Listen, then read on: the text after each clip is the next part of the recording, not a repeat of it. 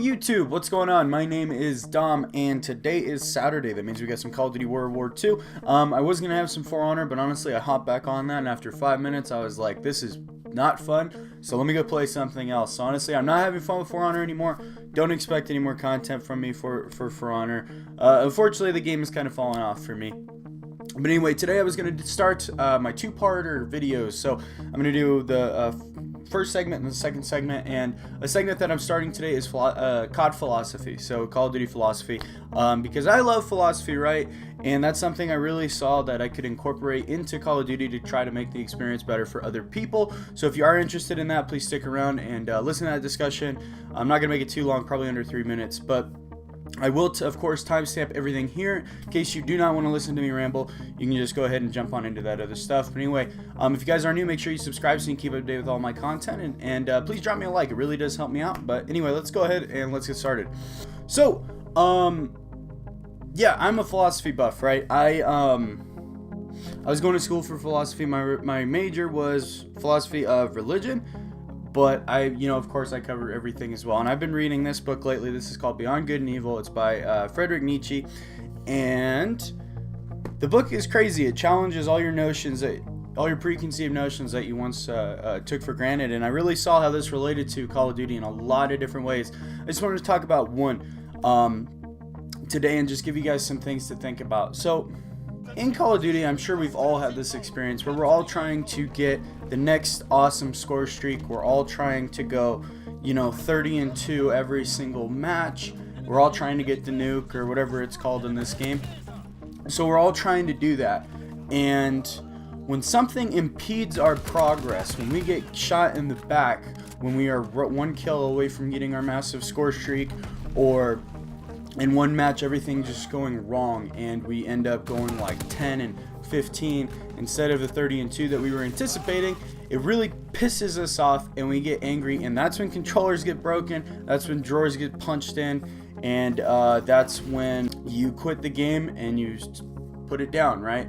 Well, of course there is a way to avoid that and still do well, and I just wanted to share some of my thoughts on this with you because I don't want the game to be ruined for me. I want to enjoy this game and a lot of games for a long time, and so you can kind of make it better and you can enjoy the game for longer periods if you just simply change your perspective on what's going on right here. So how this relates to philosophy is Nietzsche in his book describes something as the will to power, that we all have a will to power, right? Instead of a survival instinct. We aren't trying to just survive, we have a will to power. And I think that really comes out in this game a lot. We all want to be at the top of the scoreboard. We all want to be crushing everybody else. That goal there can only end in failure. Let me tell you why. So even MLG pros, even Call of Duty pros aren't going to be going, aren't going to be having crazy KDs and getting crazy score streaks every single game just due to the random nature of the game and due to things that aren't under their control.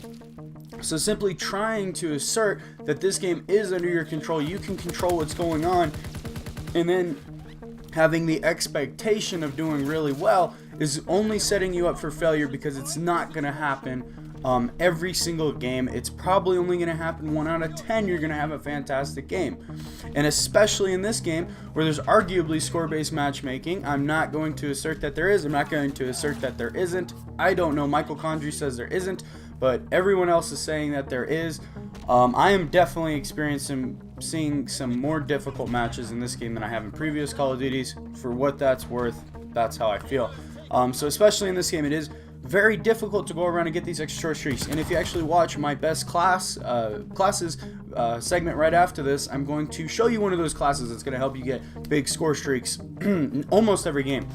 How can we enjoy the game and not be completely crushed when we're shooting for those 30-2 games and shooting for those turret gunners and those paratrooper score streaks and getting completely let down and getting angry? How can we avoid that but still achieve our goal? You cannot have the expectation going into a game of what you want. You cannot have the expectation that this is what I want to do this game, this is what I want to do now. You have to have this expectation that this is something that I want to achieve, so I'm going to equip the score streaks. but you have to play each game individually. You have to be focused on the game and the thing that's right in front of you. You cannot be focused on the overall goal. So then when you're running around, you just got a bloodthirsty, you get shot in the back, you don't throw your fucking controller. It's one kill. You can stay calm and you can say, okay, let's go for it. It's not all dependent on this one game. Now, what I did to really help me with that was I focused on details. So I focused on sight reticles. I focused on, let's say, what's it called? Drop shotting. The more this round, I focused on jumping a lot when I'm shooting, just to try to impede the progress and make it more difficult for my opponent to kill me. And those are things that I focused on that kept me away from focusing on that overarching goal, and that still made me better and got me closer to that goal, but they're not something that I was focused on. So if I jump shotted and someone killed me, I wasn't flipping out, because that's a very minute goal. That's something I can work on each and every time. And I also separated myself from overwhelming emotions. So when you get those 30-1 kill games, when you get those incredibly lucky games, and I am going to say lucky because it depends on how your opponents are and how they're running and what they're doing a lot too, but it does depend on skill.